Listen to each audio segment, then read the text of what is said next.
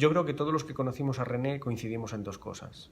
Lo primero, en subrayar su enorme amor por la música y por lo sonoro, que se manifestó en una trayectoria profesional intachable y en una búsqueda permanente por la experimentación musical y sonora.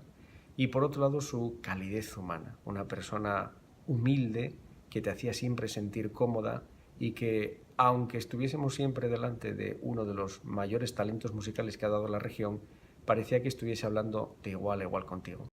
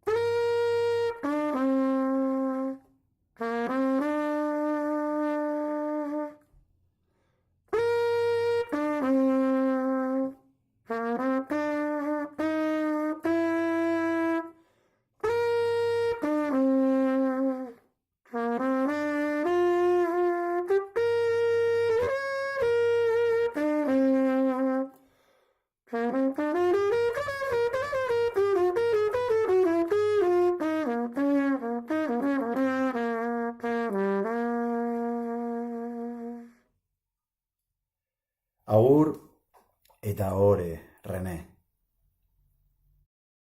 Bueno, René como músico no le voy a descubrir yo ahora, era un músico de un talento brutal, con una capacidad inmensa de hacer un montón de cosas. Yo recuerdo especialmente los ensayos del Hamlet que hicimos juntos, junto con, bueno, con otras personas. Y ahí era un espectáculo verle trabajar. No tan pronto estaba en la mesa de mezclas como tocando lo clave, como también él compuso música electroacústica para aquella ocasión. Bueno, él era capaz de hacer de todo, pero ante todo, para mí con lo que yo me quedo, sobre todo de René, es con el ser humano, que era una gran persona y especialmente era un hombre muy bueno y que hacía grupo y era muy generoso en el sentido más amplio del término y sobre todo muy amigo de sus amigos.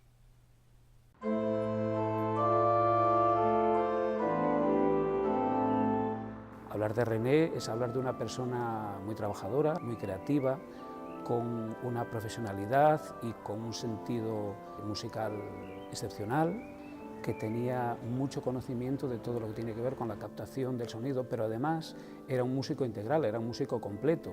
No sabría decir que era más si músico o técnico de grabación. Algunos de los mejores recuerdos que tengo de René están aquí, al lado del órgano. Pudimos hacer la grabación de los conciertos de inauguración. Utilizamos el órgano en los encuentros de música electroacústica de Gijón. Y también gracias a él pudimos hacer la grabación de un disco, Iques Organum, el primer disco que se grabó en este instrumento. Pues era una persona de la que aprendíamos constantemente.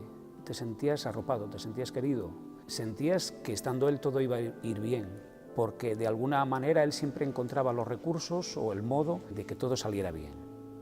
Y después, sobre todo, que era una gran persona y todos le queríamos y admirábamos muchísimo. El otro día me encontré un micropoema de Gloria Fuertes, pero que yo quiero cambiarle el final. El poema dice, lo primero la bondad, lo segundo el talento y se acaba el cuento.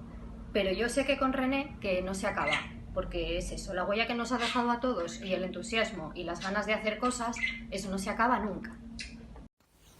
Me gustaría aportar mi pequeño y modesto video homenaje a René en torno a una de las cosas que siempre más admiré de él, su capacidad para escuchar a los demás, para mirar fuera de sí en torno a todas aquellas cosas que le rodean.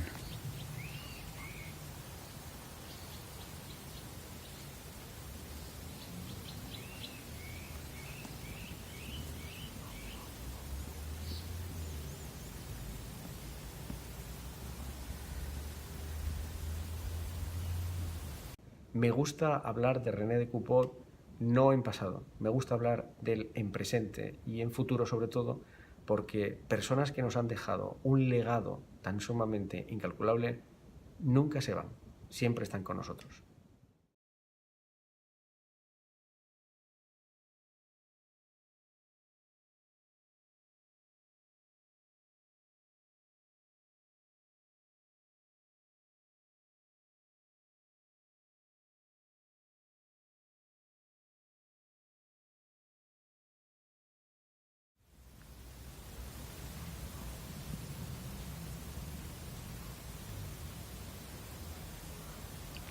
Gracias por todo, René.